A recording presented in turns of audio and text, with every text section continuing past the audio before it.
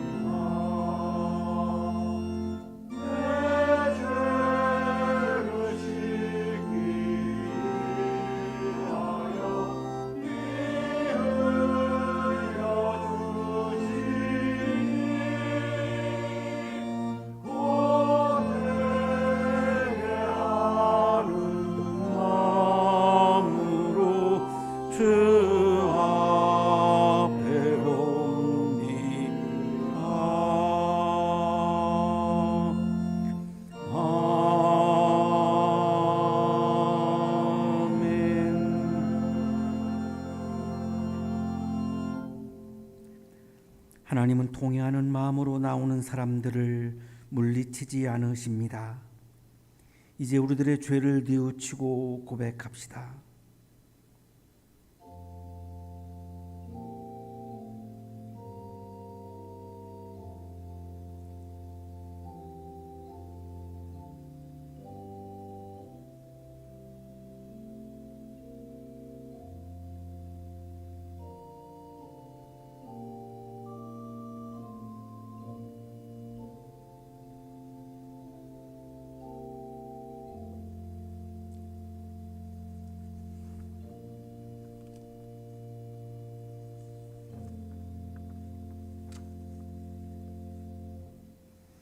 진실로 참회하고 회개하는 자에게 주시는 용서의 말씀입니다.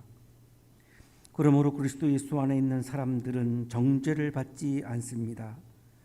그것은 그리스도 예수 안에서 생명을 누리게 하는 성령의 법이 당신을 죄와 죽음의 법에서 해방하여 주었기 때문입니다.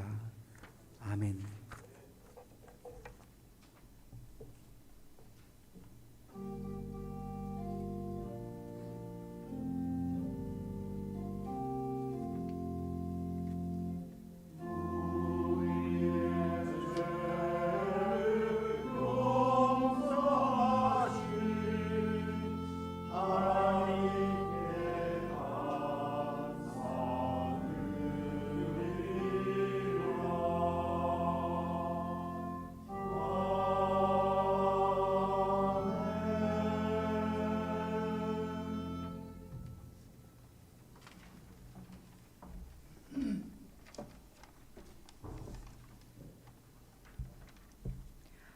거룩하시고 자비로우신 하나님, 오늘은 사순절이 시작되는 성의 수요일로 의미 있는 예배의 자리에 모였습니다.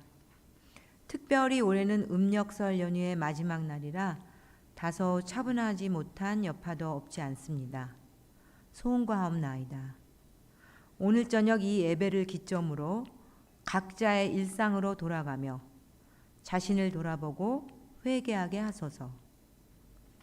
과연 우리가 매사에 하나님과 동행하였는지, 평소에는 나의 안락함에 머물며 하나님은 잠시 내가 성경을 펼칠 때 또는 주일 예배 시에만 피상적으로 만나고 있지는 않았는지, 내 이웃에게, 가족에게 주님의 사랑을 실천하며 살았는지 등등 솔직하고 깊이 있게 성찰하여 주 앞에 다 내려놓게 하옵소서. 하나님, 진정한 회개는 아픔과 수치심 그리고 괴로움을 동반합니다.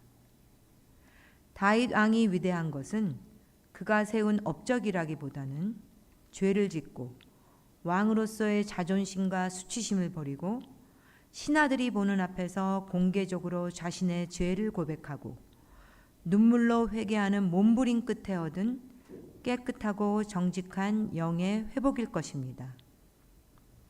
은혜로우신 하나님, 올해 사순절 기간 동안에 하는 저희의 회개와 그리고 오늘 우리가 이마에 바르는 죄가 일회성 종교적 이벤트로만 끝나지 않고 아픔을 감내하는 과정을 통해 진정하게 새 사람이 되는 기쁨으로 이끌어 주시옵소서. 선한 목자이신 예수 그리스도의 이름으로 기도드리옵나이다.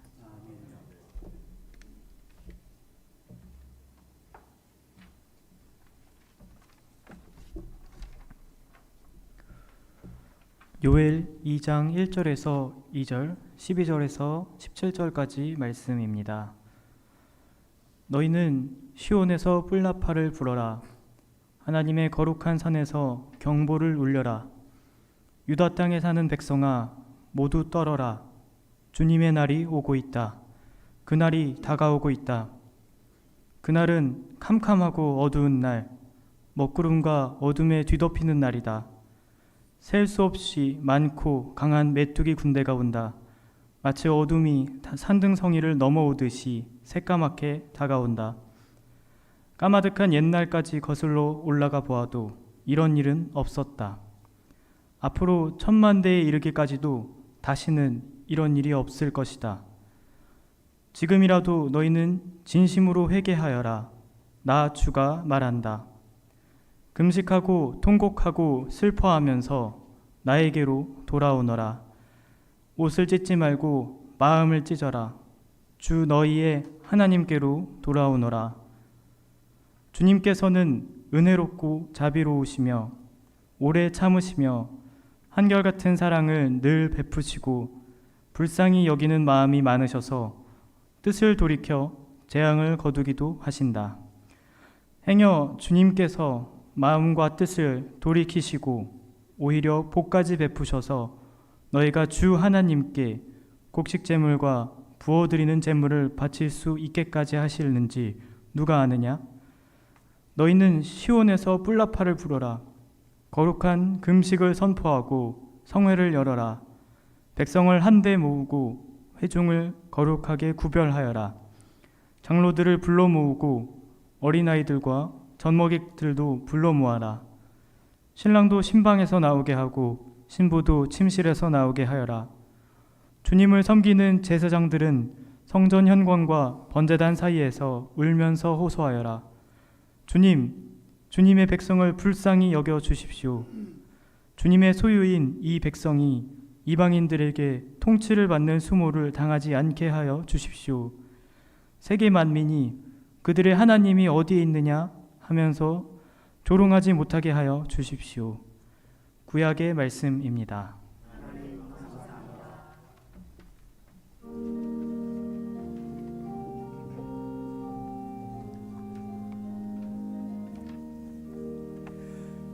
주 나의 목자시니 부족함 없네. 푸른 풀밤 맑은 물가 인도하시네. 나에게 또다시 새 힘 주시오. 주 이름 빛나는 길 인도하시네. 나 비록 죽은 골차 다닐지라도 함께 가는 내 주님이 지켜주시고 든든한 지팡이로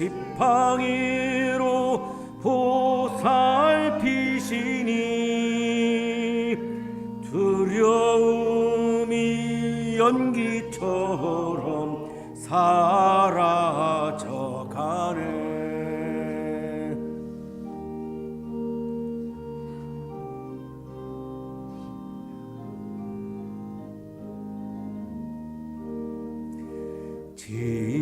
진실로 선하시고 인자하신 주 평생토록 나와 함께 동행하시니 나는 야 주님의 집 들어가오니 영원히 그곳에서 살겠나이다.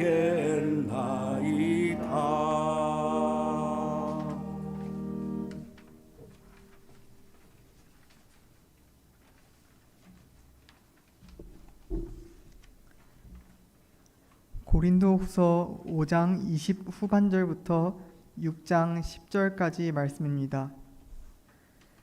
하나님께서는 우리를 시켜서 여러분에게 권고하십니다. 우리는 그리스도를 대리하여 간청합니다. 여러분은 하나님과 화해하십시오. 하나님께서는 죄를 모르시는 분에게 우리 대신으로 죄를 씌우셨습니다. 그것은 우리가 그리스도 안에서 하나님의 의가 되게 하시려는 것입니다. 우리는 하나님과 함께 일하는 사람으로서 여러분에게 권면합니다. 하나님의 은혜를 헛되이 받지 않도록 하십시오.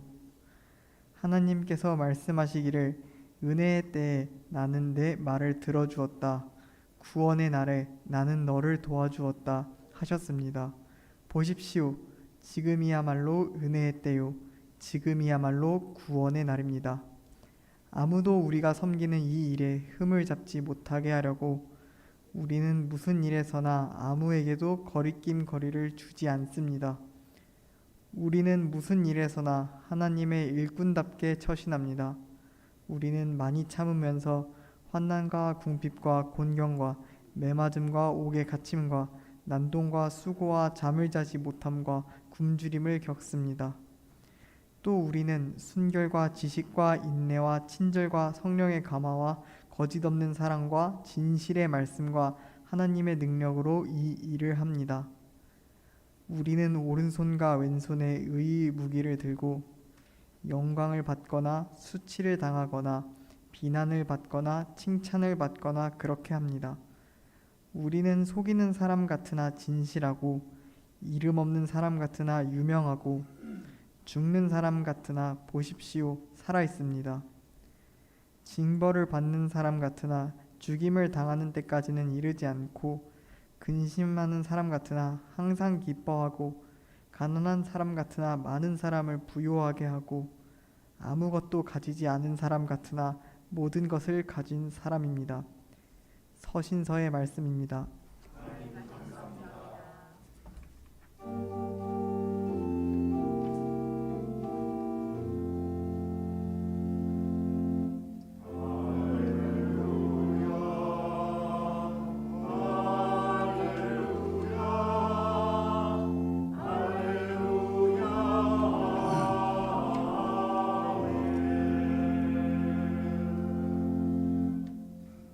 마태복음 6장 1절에서 6절, 16절에서 21절까지 말씀입니다.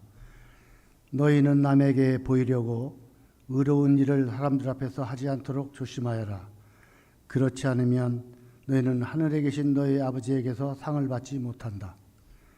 그러므로 내가 자선을 베풀 때에는 위선자들이 사람들에게 칭찬을 받으려고 회당과 거리에서 그렇게 하듯이 내 앞에 나팔을 불지 말아라. 내가 진정으로 너희에게 말한다. 그들은 자기네 상을 이미 다 받았다. 너는 자선을 베풀 때에는 오른손이 하는 일을 왼손이 모르게 하여 내 자선 행위를 숨겨 두어라. 그리하면 남모르게 숨어서 보시는 내 아버지께서 너에게 갚아주실 것이다. 너희는 기도할 때 위선자들처럼 하지 말아라. 그들은 사람들에게 보이려고 회당과 큰 길 모퉁이에 서서 기도하기를 좋아한다. 내가 진정으로 너에게 말한다. 그들은 자기네 상을 이미 다 받았다. 너는 기도할 때 골방에 들어가 문을 닫고서 숨어서 계시는 내 아버지께 기도하여라. 그리하면 숨어서 보시는 너희 아버지께서 너에게 갚아주실 것이다. 너희는 금식할 때 위선자들과 같이 슬픈 기색을 띠지 말아라. 그들은 금식하는 것을 남에게 보이려고 얼굴을 흉하게 한다. 내가 진정으로 너에게 말한다. 그들은 자기네 상을 이미 다 받았다. 너는 금식할 때 머리에 기름을 바르고 낯을 씻어라. 그리하여 금식하는 것을 사람들에게 드러내지 말고 보이지 않게 숨어서 계시는 내 아버지께 보시게 하여라. 그리하면 남모르게 숨어서 보시는 내 아버지께서 너에게 갚아주실 것이다. 너희는 자기를 위하여 보물을 땅에다가 쌓아두지 말아라. 땅에서는 조미 먹고 녹이 슬어서 망가지며 도둑들이 뚫고 들어와 훔쳐간다. 그러므로 너희를 위하여 보물을 하늘에 쌓아두어라. 거기에는 조미 먹고 녹이 슬어서 망가지는 일이 없고 도둑들이 뚫고 들어와서 훔쳐가지도 못한다. 너희 보물이 있는 곳에 너희 마음도 있을 것이다. 복음서의 말씀입니다.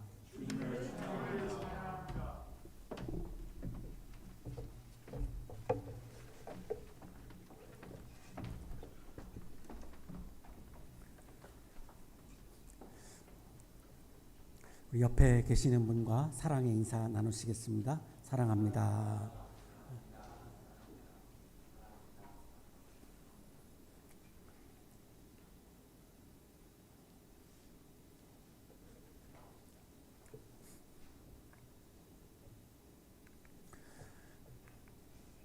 오늘은 성회 수요일입니다. 사순절이 시작되는 날, 제의 수요일이라고도 이렇게 부릅니다. 오늘 이마에 재를 긋는 의식을 우리가 진행을 합니다.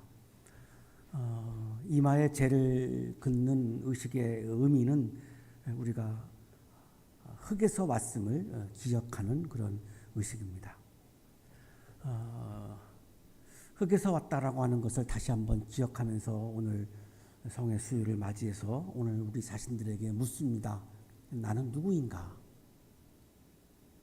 내가 누구인가? 나는 내 스스로 태어나서 내 스스로 완성된 그런 존재인가?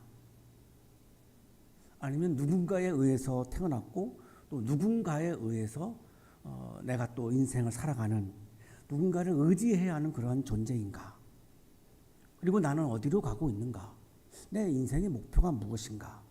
내가 지금 열심히 땀을 흘리면서 우리 모두가 살고 있는데 그 인생의 길 마지막에는 과연 무엇이 있는 건가? 내가 무엇을 향해서 지금 달려가고 있는 것인가? 이것이 오늘 저녁 우리들의 실존적인 질문입니다. 이 질문에 대해서 덴마크 철학자 키르케고르는 죽음에 이르는 병에서 이렇게 말합니다. 진정한 자아가 있고 가짜 자아가 있는데 우리에게 중요한 것은 진정한 자아라는 겁니다. 그 진정한 자아는 어디에서 내가 세워질 수 있는가?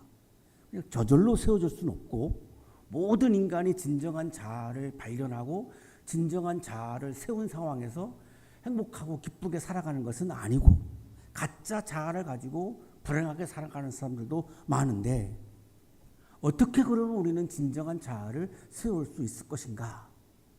이렇게 대답을 합니다. 자기는 자기 자신에게 관계함으로써 우리는 다 나와 관계를 맺습니다. 타자와도 관계를 맺지만 타자와 관계를 맺는 것은 소홀히 하게 됩니다. 왜냐하면 내 자신이 중요하기 때문이죠. 내 자신과 관계를 맺는 것에 많은 시간을 할애합니다. 또 자기 자신이려고 함으로써 내가 누군가에게 예속당하지 않고 지배당하지 않고 주체적인 존재로 살아가려고 발버둥을 칩니다. 이게 우리들의 모두 자아입니다. 자, 여기까지 가면 키르케고르의 주장은 절망하게 된다는 겁니다. 나하고만 관계를 맺고 나만 중요하게 여기게 되면 잘 살 것 같지만 행복하게 살 것 같지만 절망에 빠질 수밖에 없다고 단언합니다. 그 이유는 우리 인간은 유한한 존재이기 때문에. 그래서 마지막에 이렇게 표현합니다. 자기를 설정한 힘 속에 자신을 명백하게 확립한다. 여기서 키르케고르가 말하는 자기를 설정한 힘은 창조주 하나님을 말합니다. 키르케고르의 철학은 핵심 주제가 신앙이었습니다. 독특한 철학자죠. 그런데 이 하나님이라고 해버리면 일반인들은 동의할 수가 없기 때문에 그걸 철학적인 용어로 쓰고 있는 건데 자기를 설정한 힘 속에 자신을 명백하게 확립한다? 나 자신만 관계를 맺고 나 자신의 주체만 내세우다 보면 절망하게 될 텐데 그러나 나를 설정한, 나를 세운, 나를 창조한 힘이 있다는 겁니다. 이게 창조주 하나님입니다. 그 창조주 하나님 앞에 내가 서서 하나님과 관계를 맺으면 이거를 시다페 단독자라고 하는 유명한 말을 남깁니다. 그때 인간은 비로소 진정한 자아를 찾게 된다는 겁니다. 조금 더 풀어서 말씀드리면 우리는 나 스스로 태어나지 않았습니다. 나는 내가 지구로 가서 내가 태어나고 내가 뭐 어떤 직업을 가지고 나는 살아야지 이렇게 계획한 사람은 한 명도 없습니다. 내가 내 스스로 태어난 인생이 아닙니다. 그런데 우리는 살면서 그런 생각을 하기도 하죠. 아, 내 인생은 내가 만든 거야. 나는 내 힘으로 여기까지 왔어.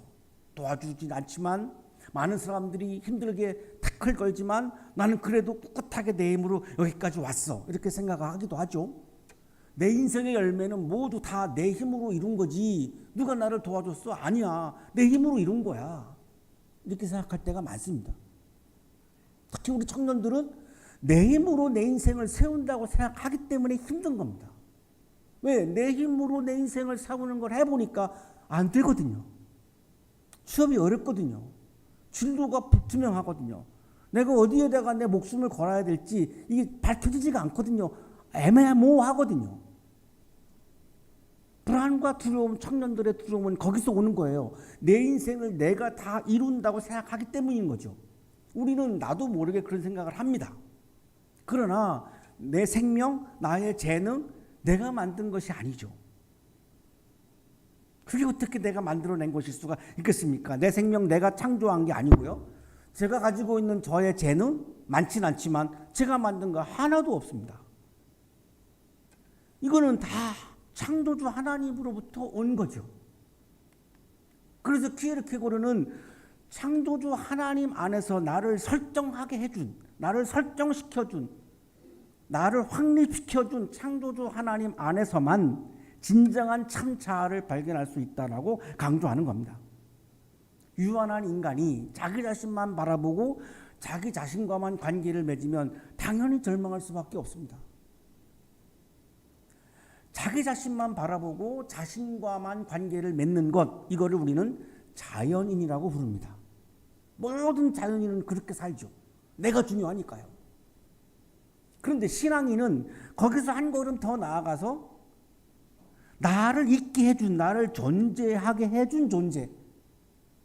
틀리는 이거를 ground of being 이렇게 말합니다. 나를 존재하게 해주는 존재, 키르케고르는 나를 설정하게 해주는 존재인 하나님 안에서만이 절망을 이겨내고 진정한 자아를 회복하고 내가 어떤 직업을 갖든 내가 어떤 얼마의 연봉을 받든 내 재산이 얼마이든 간에 내 가족이 몇 명이든 간에 결혼을 했든 안 했든 내가 남성이든 여성이든 간에 아무런 그게 구애받지 않고 진정한 자아를 되찾고 하루하루를 일상을 기쁘게 살 수 있다라고 강조하는 겁니다.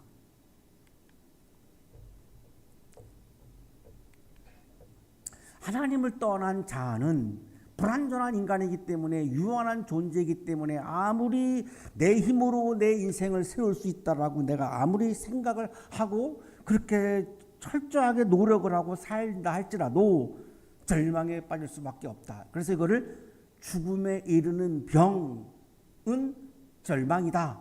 절망은 죽음에 이르는 병이다. 이렇게 말하는 겁니다. 그리고 이 책 2부에 가서 이 절망에 이르는 이 죽음에 이르는 병을 극복할 수 있는 것은 하나님 앞에서 단독자로 내가 하나님 앞에 서는 것. 그것이 내 진정한 자아를 발견할 수 있는 것이다. 오늘 우리는 이렇게 질문합니다. 하나님과의 관계 안에서 내 자신을 이해하기보다는 하나님 없이도 내 스스로 완결된 존재라고 생각하는 우리의 태도, 이거를 성서는 죄라고 부릅니다.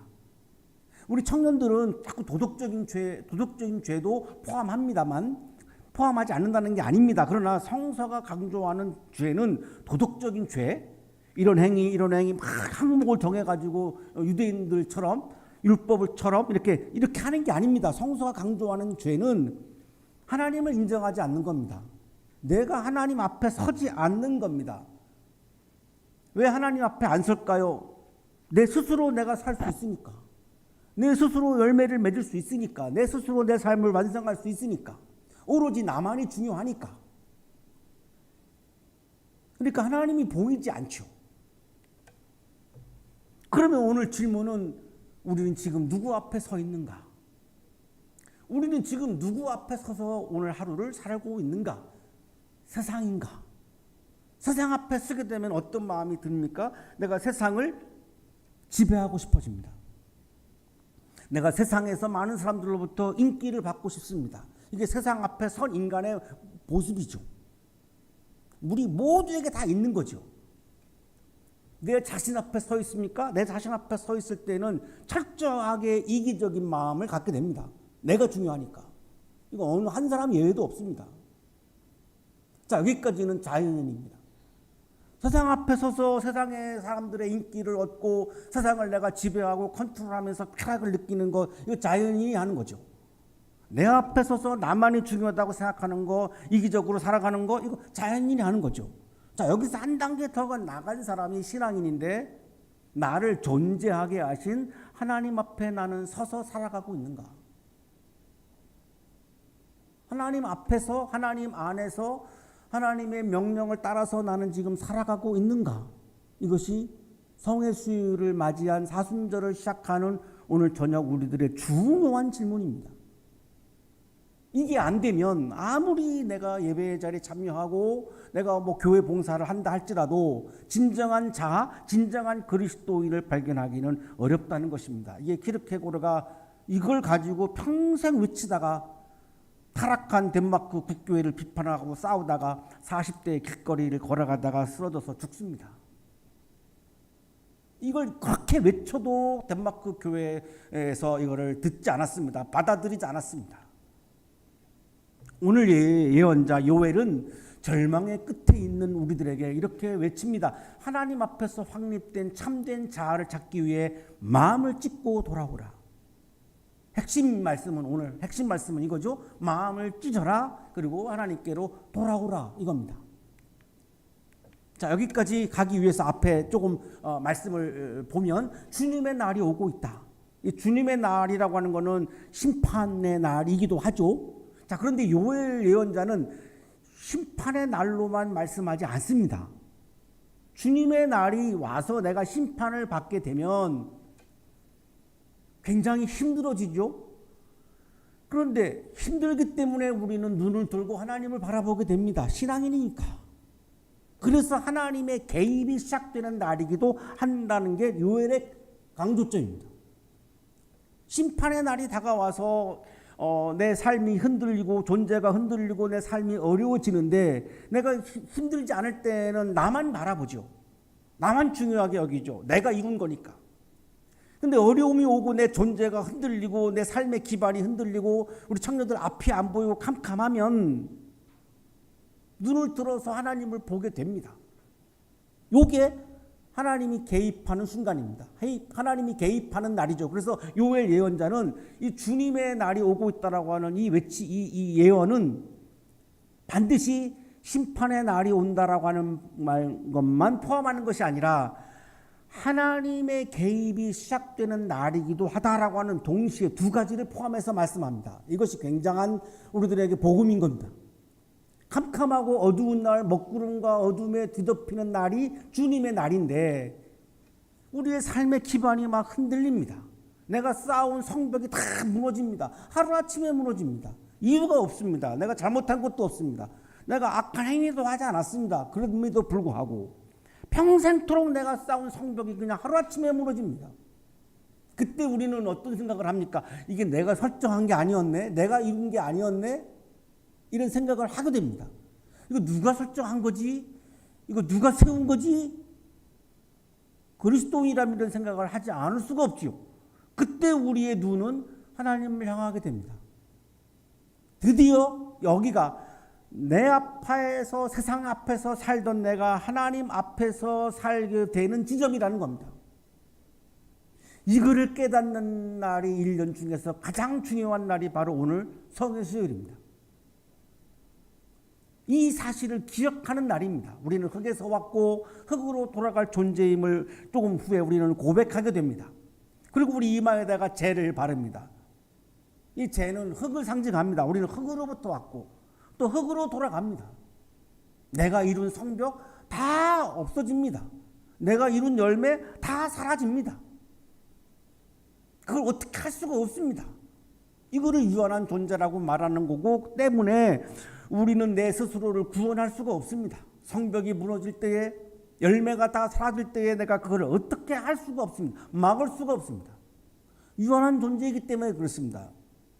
그래서 우리는 흙입니다. 하나님, 우리는 흙으로 돌아갑니다. 나를 설정시켜 주신 하나님, 나를 창조해 주신 하나님, 오로지 하나님만을 찬양합니다를 고백하는 날이 오늘 성회수요일입니다.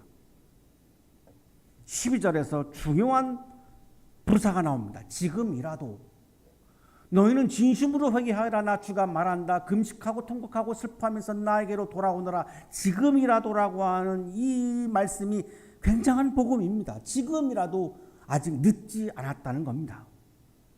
그동안 내 앞에서만 살고 세상 앞에서만 살아온 내가 아직 늦지 않았다는 겁니다. 지금이라도 감이타 지금이라도 yet even now 지금이라도 아직 끝나지 않았다는 거죠. 아직 기회가 남아있다는 겁니다. 세상이 다 무너지고 열매가 다 무너지고 삶의 기반이 다 무너지고 성벽이 다 무너졌어도 아직 끝나지 않았다는 겁니다. 왜? 하나님이 우리를 부르시는데 어떻게 부르시나요? 나에게로 돌아오너라. 휴브, 나에게로 돌아오너라. 이 돌아오너라라고 하는 이 말씀은 하나님을 향한 완전한 전향을 의미합니다. 나만 바라봤던 내가, 세상만 바라봤던 내가 이제 눈을 돌려서 리턴 해가지고 하나님 앞으로 내가 달려가서 하나님 앞에 서서 하나님의 말씀에 귀를 기울이며 하나님을 바라보기만 하고 그 말씀을 듣는 것뿐만이 아니라 그 말씀을 새기고 그 말씀을 따라서 한 발자국 한 발자국 오늘의 일상을 살아가기 시작하는 겁니다. 이를 전향이라고 방석종 교수는 설명을 해줍니다. 이게 슈브, 하나님께로 돌아간다라고 하는 겁니다. 이거를 성서는 회개라고 말합니다. 옷을 찢지 말고 마음을 찢어라. 유대인들은 옷을 찢는 것이 하나의 종교 의식이었습니다. 겉옷을 찢습니다. 극도의 슬픔을 나타내면서 회개를 상징하는 건데 하나님께서는 옷만 찢지 말고 마음을 찢어라.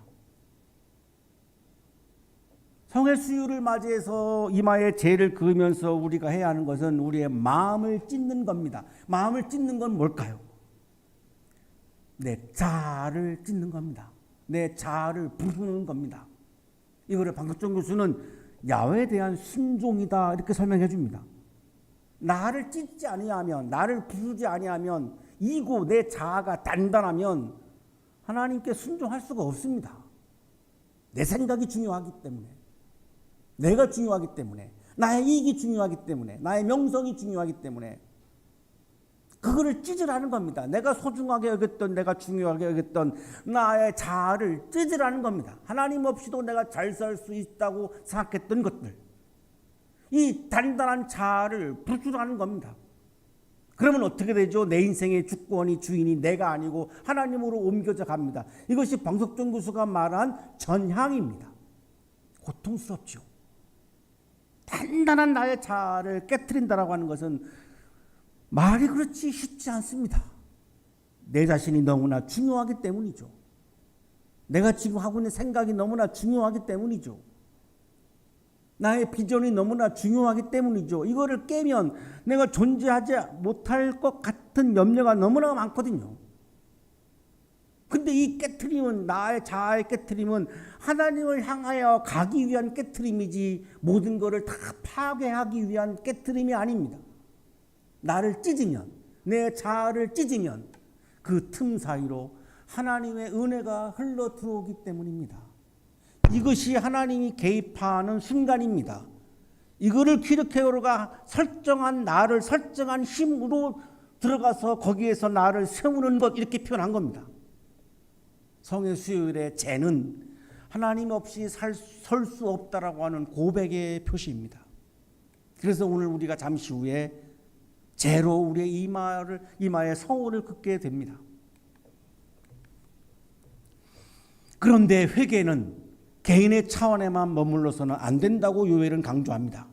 왜냐하면 죄는 개인이 짓지만 그 죄의 결과는 공동체로 나타나기 때문입니다. 그래서 회개는 개인의 차원에만 머물지 않고 공동체로 확대해야 된다고 강조합니다. 그래서 뿔라파를 불어라. 이 히브리어로 쇼파르인데 관악기입니다. 관악기 이름입니다. 축제 때 부르는 그런 관악기가 아니라 공습 경보를 나타날 때 부는 관악기입니다. 이 뿔라파리, 쇼파르라고 하는 악기는 지금 위험하다라고 하는 거죠. 위험하니까 빨리 쇼파르를 부르라는 겁니다. 혼자 회개할 거면 불 필요가 없죠. 공동체가 회개해야 되기 때문에 이거를 불어서 많은 사람들이 듣게 하라. 그리고 금식을 선포해서 공동체가 함께 금식하고 성회를 열어라. 다 모여라 이거죠. 모여라. 누구까지? 장로들. 교회 직분의 장로가 아닙니다. 노인을 말합니다. 어른들, 나이가 많은 노인들, 그리고 어린아이들, 젖먹이까지, 신랑도, 그리고 신부도 신혼방에서 나와서 다 모여라. 모여서 뭐 하려고? 우리 공동체가 회개하지 아니하면 이 공동체가 살아날 수 없기 때문에 성의 수요일은 나 개인의 신앙을 점검하는 날이기도 하지만 동시에 우리 모두가 함께 회개하는 날입니다. 오늘 이 자리에 참여하신 우리 가족들은 우리 교회를 대표해서 내 개인이 회개하는 의미가 아니라 우리 교회 공동체가 회개하는 것을 지금 대표로 하고 계시는 겁니다.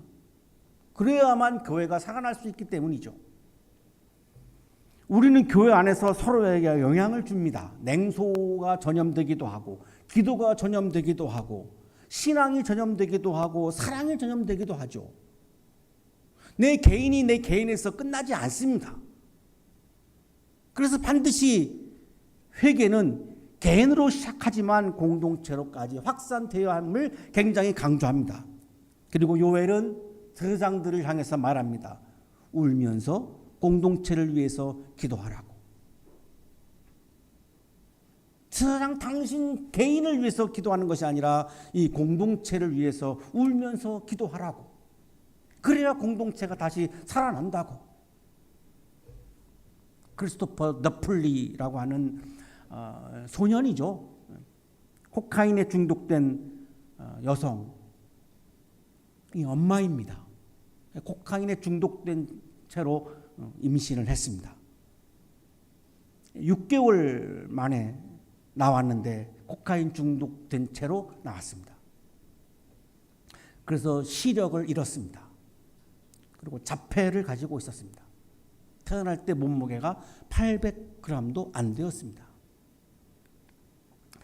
뇌가 자라지 못했고 시력을 상실했고 자폐증을 갖고 있으니까 이 부모님들이 기관에다가 위탁하고 사라져 버렸습니다. 15개월 만에 고모가 너플리를 기관에서 찾습니다. 그리고 입양을 해서 자기가 키웁니다. 크리스토퍼 너플리는 자신이 버려진 존재가 아니라 하나님이 목적을 가지고 만드신 존재임을 깨닫게 됩니다. 언제? 배운 적이 없는데 피아노를 연주하기 시작했습니다. 앞이 보이지 않는데 정말로 영혼의 찬양을 부르기 시작했습니다. 앞이 보이지 않으니까 악보도 볼 수가 없지요. 근데 이 너플리가 찬양을 할 때에 많은 사람들이 그렇게 많은 은혜를 받습니다. 지금도 그렇습니다. 그가 부르는 찬양이 놀랍게도 수많은 세계인들에게 감동을 주었고 여러분들도 이 세상에 던져져 버린 그런 불필요한 무의미한 존재가 아님을 이 찬양을 통해서 증명합니다. 그래서 은혜 받는 거죠. 너플리는 자신의 약함을 감추지 않았습니다. 그를 부끄러워하지 않았습니다. 자신이 볼 수 없고 자폐를 갖고 있고 날 때부터 마약 중독된 채로 태어났고 이거를 내가 설정한 게 아닙니다. 이거는 창조주 하나님이 설정한 거기 때문에 이것에 대해서 불평하지 않았습니다. 이걸 받아들였습니다. 그거를 다 받아들이고 다 인정하고 그래서 당당하게 일어나서 찬양을 부르기 시작한 겁니다. 그걸 부끄러워하지 않았습니다. 나에 있는 결핍이 나를 규정하는 것이 아니라는 겁니다. 나를 결정하는 것은 나를 설정하는 하나님이 결정하는 거지 내 안에 있는 결핍이 내 안에 있는 부족함이 나를 결정하는 것이 아니라고 하는 것이 너플리의 신앙 고백입니다. 그래서 세상을 치유하는 참된 자아로 오늘도 살아가고 있습니다. 세상의 눈으로 보기에는 깨진 그릇이죠. 저와 같은 존재죠. 그러나 자신의 찢어짐을 인정할 때에 그리고 하나님께 자신을 맡겼을 때에 자신의 현재의 삶의 모습, 자신의 존재에 대해서 감사할 때에 그 찢어진 틈으로 하나님의 은혜와 하나님의 영광이 들어오기 시작했던 겁니다. 이것이 너플리가 한 신앙 체험입니다. 참된 자아를 발견한 체험입니다. 이런 것이 진정한 신앙 체험입니다. 사랑하는 한양 가족 여러분, 성의 수요일은 우리가 재임을 인정하는 날입니다. 바로 그 재 위에서 하나님의 생명이 다시 시작합니다. 내가 재임을 인정할 때 하나님의 생명이 다시 시작합니다. 내가 재임을 인정하지 못하면 하나님의 생명이 다시 내 안에서 시작되지 않습니다. 하나님 없이 나 스스로를 세우려고 했던 마음을 찢으십시오. 마음을 찢는다라고 하는 것은 내 자아를 찢는 겁니다. 그리고 하나님께로 돌아가십시오. 하나님께로 돌아간다라고 하는 것은 예배의 자리를 향해서 돌아가는 것을 넘어서서 하나님 앞에서 하나님의 말씀에 귀 기울이고 하나님의 말씀을 듣고 그 말씀을 따라서 한 발자국 한 발자국 나의 일상을 살아가는 겁니다. 삶을 살아가는 겁니다. 하나님께로 돌아가서 하나님 앞에 서십시오. 그동안 나만을 바라보았다면, 세상만 바라보았다면 이제는 40일 40절 동안 내가 훈련해야 되는 것은 하나님 앞에 서는 삶을 훈련하는 겁니다. 하나님은 노하기를 더디하시고 인애가 크신 분이기 때문에 우리가 마음을 찢고 돌아가면 그분은 우리를 긍휼과 자비로 대하십니다. 그리고 나를 참된 자아로 다시금 빚어주십니다. 이번 사순절 나를 설정하신 하나님의 권능의 품으로 깊숙이 들어가는 사순절의 여정이 되시기를 간절히 축원합니다. 침묵으로 말씀을 새기며 기도드리겠습니다.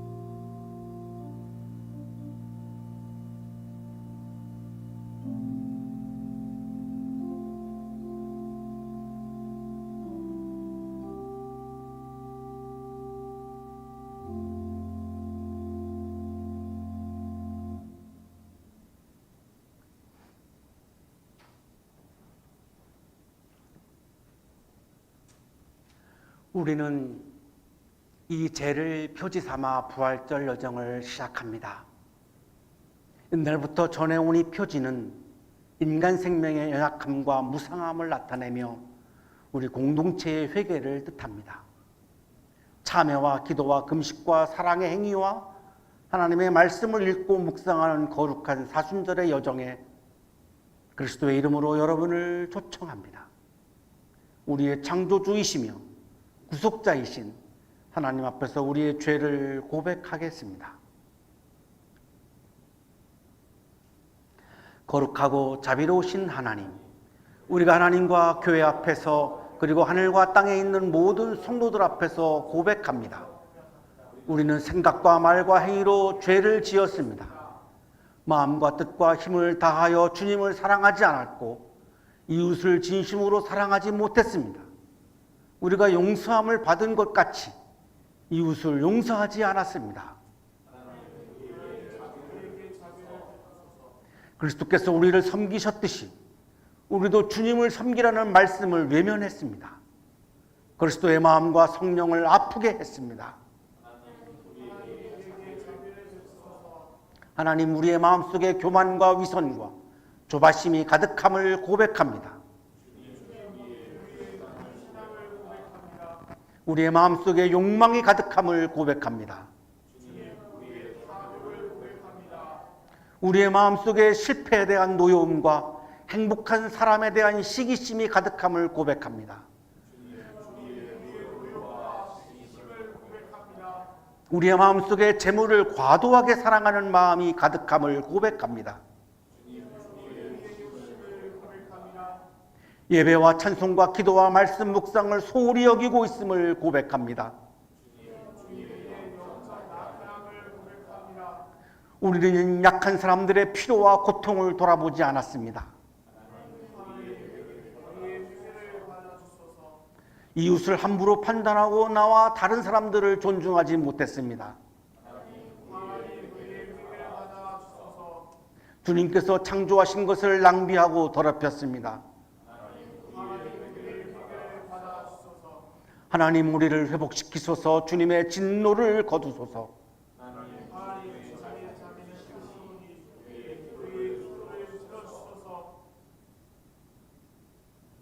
하나님, 주님께서는 우리를 땅의 재로부터 창조하셨습니다.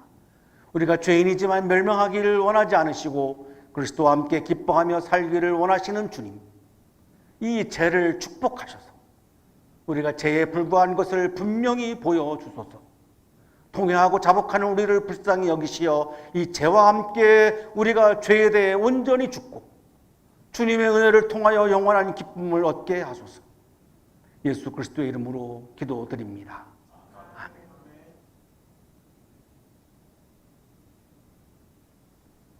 당신은 죄임을 기억하십시오. 결국 죄로 돌아갈 것입니다. 회개하고 복음을 믿으십시오.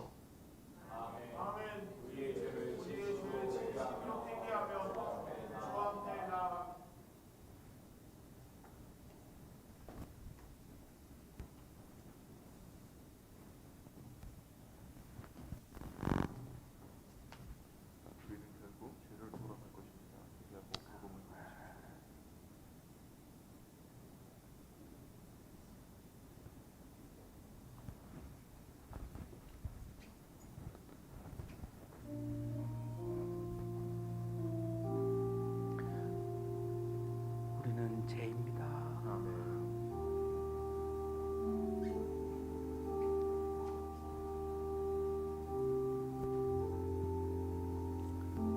우리는 죄입니다.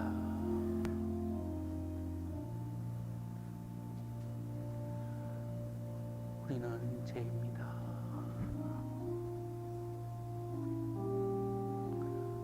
우리는 죄입니다. 우리는 죄입니다. 우리는 죄입니다. 우리는 죄입니다. 우리는 죄입니다. 우리는 죄입니다. 우리는 죄입니다. 우리는 죄입니다. 우리는 죄입니다.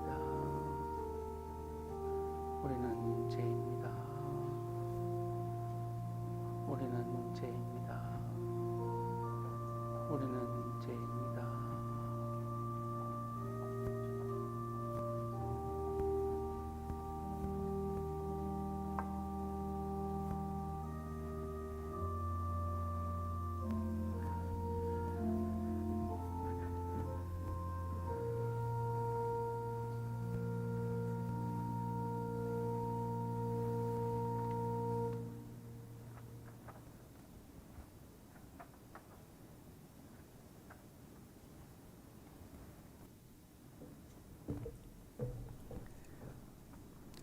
죄인을 불쌍히 여기시는 하나님, 하나님께서는 예수 그리스도를 통하여 당신의 백성들과 화해하셨습니다. 기도하고 금식하신 주님의 본을 따라 우리도 기쁜 마음으로 회개합니다. 거룩한 사랑 안에서 주님을 예배하고 이웃을 사랑하는 그리스도인이 되게 하옵소서. 예수 그리스도의 이름으로 기도드립니다. 아멘. 주님의 평화가 여러분과 함께. 옆에 있는 교우들과 인사 나누시겠습니다. 주님의 평화가 함께 하시기를.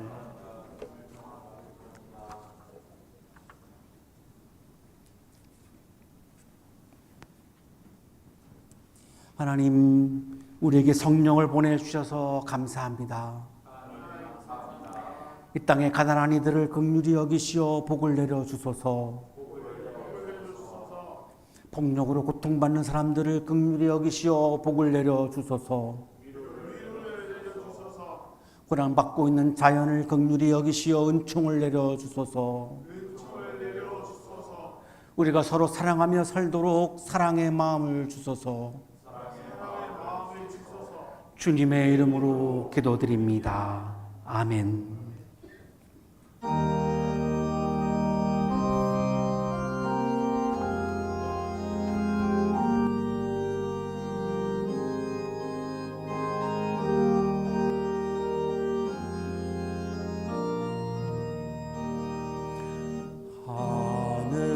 하늘에 계신 우리 아버지 이름을 거룩하게 하시오며 그 나라 오게 하시오며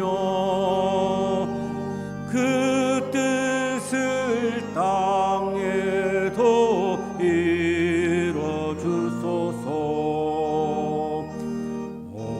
오늘날 우리 모두에게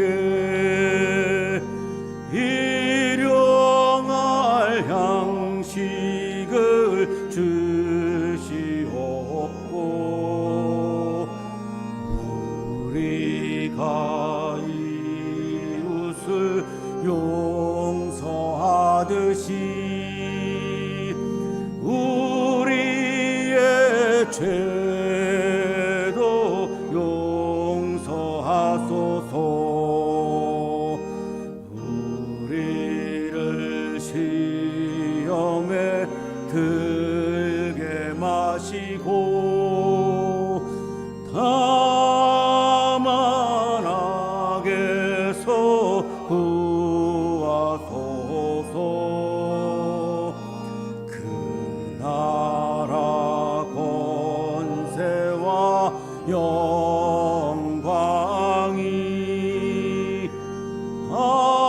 아버지께 영원히 있사옵니다.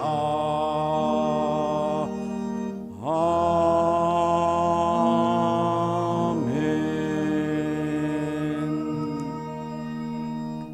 이제는 우리에게 하나밖에 없는 생명까지도 아낌없이 사랑으로 나누어 주시는 예수 그리스도의 은혜와 오늘도 우리에게 말씀을 주시는 하나님의 사랑하심과 생명의 기운을 주시는 성령의 역사하심이 마음을 찢고 하나님 앞으로 다시 돌아가 하나님께서 세워주시는 삶을 기뻐하고 감사하며 주님을 찬양하며 살아갈 것을 다짐하고 또 다짐하며 세상을 향하여 힘차게 나아가는 우리 모든 한양 가족들의 삶 속에 지금부터 영원토록 함께 하시기를 간절히 축원하옵나이다.